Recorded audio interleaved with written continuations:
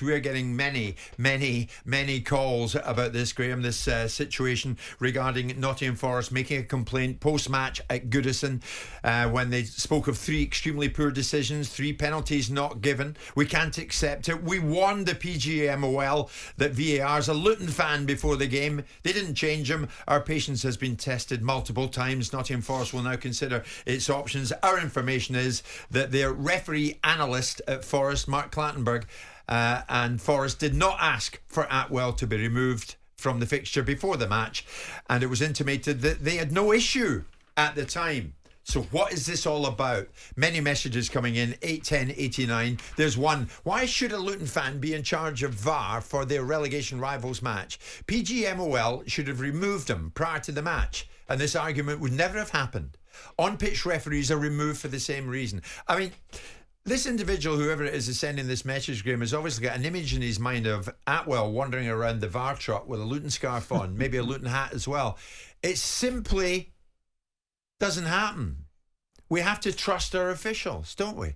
We have to trust that the officials are unbiased, Graeme. I think they're unbiased. I think the lean. I've worked at big football clubs and not so big football clubs, and they do lean towards the big clubs. I mean, I'm thinking, when I played at Liverpool, you're a brave referee if you give a penalty at the cop end against us. So I think they do. I think they're a wee bit fearful at times. I think right now the crop we have right now as referees are just not very good. But are any of them biased? No, none of them. None. I don't believe any of them are biased. But I just think some of them are just not very good. And I have to say that some do lean heavily sometimes towards the bigger football clubs. Steve is a West Ham fan who wants to throw his opinion into the mix, and why not? Steve, good morning. Good morning. So one thing you haven't said about was the Real Madrid-Barcelona game yesterday. It was won by a goal that they don't know whether it was a goal because Spain doesn't have the technology. Goal line technology, like that's right, yeah. Right, now a game like that, why hasn't it got it? Why haven't they got it? We should do with VAR what we should do with David Moyes, and that's put him on a coach, say, thank you very much for what you've done, mind the door on your backside, bye-bye. And that's your take on David Moyes, is it, Steve? Well, and Simon, you've got a great club there, mate. I'm going to back them for a cup next year, boy. Steve, incidentally, just before you go, is your solution to get rid of VAR? Is that right? Mate, we've had more, controversy since that's been involved than we've ever had before in all the 60 years that I've been going football. You've also had very many more decisions right than wrong. No, it's not. It's the ones No, turn your no into a yes. That's factually correct. It's the ones they get wrong that cause the thing. But hasn't it always been such, Steve? I mean, we've moved from saying that the referees on the field are incompetent to now saying that VAR is, and we've moved from the position of saying, well, once VAR's in, we'll get everything right, nothing will ever be wrong. Isn't it that sort of characterisation that's creating the problem, rather than the reality of VAR? The main thing with VAR is lack of spontaneity. It will still make mistakes because it has human interaction at this moment in time with this generation of technology. We've got the wrong humans in charge of it. 100% correct. It's not VAR. VAR is so who should be in charge of it, Steve? It's embarrassing the referees. Who should be in charge of it, Steve?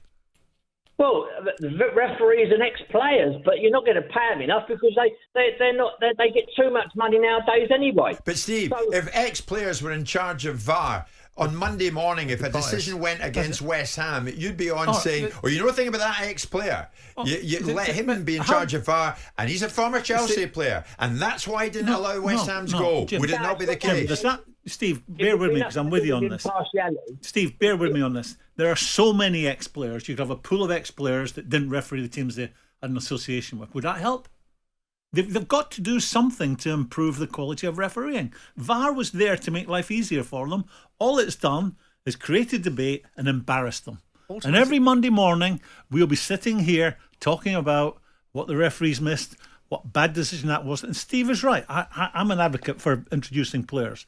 And not every single player could do it. Not every single ex-player could go there and do it. But there's a hell of a lot of them could. And you could have such a large pool where a referee sorry, for that particular game, a player wasn't involved if he had a direct association in his history with that football club. So Steve, I'm with you, mate. Well done. Is it ex-players to the rescue then, Graham? Well, how else are you going to They're not improve exactly it? queuing up, are they? Well, offer them money. There's that much money in the Premier League. We talk about this league being the best, most attractive, most watched, most desirable, richest league in the world. We've got money floating around in every area of it. Give something to, if it is the PGMOL, give them the money, start it. Because right now, every Monday morning, these debates are happening. It's not occasionally, it's every Monday morning. I don't think we've ever hinted towards, there's ever been a hint towards corruption though, Graham. And that is the direction in which we are going with this one. Our patience has been tested multiple times, save Forest. Nottingham Forest will now consider its options. I mean, what are the repercussions for Forest after that, Simon? They're bound to be in hot water for that. Well, yeah, because I mean, are they? Is it too strong to say it? They're alleging corruption. Well, they are to some extent, but they're citing it on an individual. They're not alleging corruption on a systemic basis. They're talking about an individual and an individual's motivations. This argument from Forest is all fur cut, no knickers. These are the rules. Referees make decisions. And if you are going to do it, you're not going to do anything because there's nothing you really can do. And you can wheel Nick DeMarco out and he can get his cash register out and tell you how much it's going to cost you to have you represented in some tribunal with the FA to cover your backsides for what you've said now. But the bottom line is that you're not going to do anything because there's nothing that you can do. What you're going to have now is a consequence for a ridiculous outburst. There is a way to operate. I'm sorry, I'm removing emotivity from the equation of football, but the standard bearers of the football club, being the chairman and owner, have to be held to a higher standard than football managers on the side of a pitch. I'm sorry, they do, because they're the ones that are supposed to be enforcing standards. And this fella, from his diet upwards, doesn't hold himself to any great standards. Jim White and Simon Jordan. Monday to Friday mornings from 10 on AM, on DAB, via the talkSPORT app and on your smart speaker. talkSPORT.